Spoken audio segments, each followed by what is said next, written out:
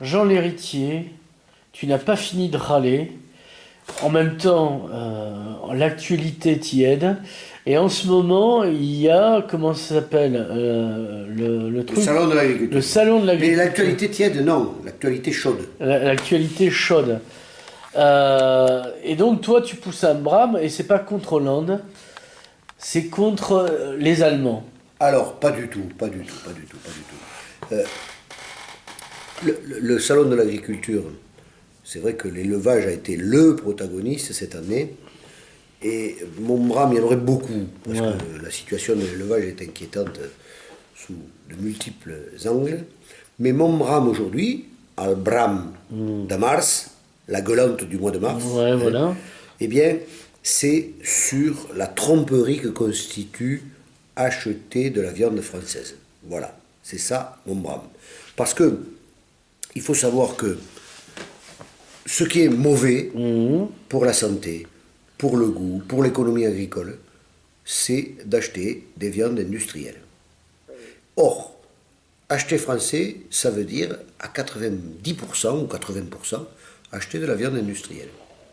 C'est-à-dire de la viande qui a connu les antibiotiques, des animaux qui n'ont jamais vu de pâture, qui sont en stabulation, dans des HLM, Mhm. hein, qui musculairement sont très faibles, qui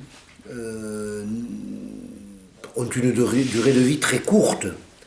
Et finalement, en plus, on les nourrit, bien entendu, puisqu'ils ne pâturent pas, hein, on les nourrit avec beaucoup d'adjuvants, des plantes fourragères, mais aussi Des des adjuvants. adjuvants qui sont des adjuvants de synthèse.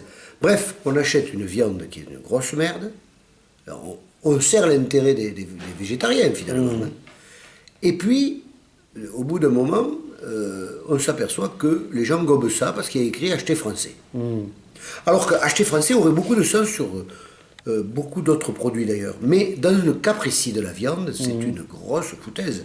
Et qui s'y engouffre? Aldi, Lidl, Leader Price, c'est-à-dire les grands groupes du hard discount, également la grande distribution, hein, c'est-à-dire Carrefour, Auchan, etc., Casino, j'espère pas m'embrouiller parce qu'ils le font tous, Leclerc.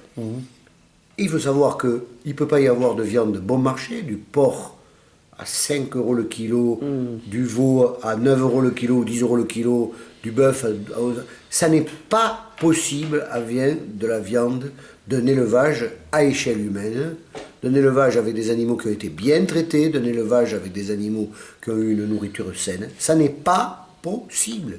Et la viande d'élevage extensif, il y en a beaucoup en Argentine. En Argentine, il y a ce qu'on appelle la pampa. 90% des bovins qui viennent de là-bas sont en élevage extensif, c'est-à-dire qu'ils sont nourris de pâture. Bon, bien sûr, il peut y en avoir avec des antibiotiques. Mais il y a aussi de remarquables élevages en Écosse, en Irlande, même en Angleterre, et également dans certaines régions d'Allemagne. Donc là, et puis la Galice, c'est-à-dire qu'en fait, des très bonnes viandes en élevage extensif, il y en a dans beaucoup d'endroits d'Europe. L'argument acheter français est une vaste tromperie. Et ça marche. Par contre, acheter catalan, oui. Parce qu'ici, il n'y a pas d'élevage industriel.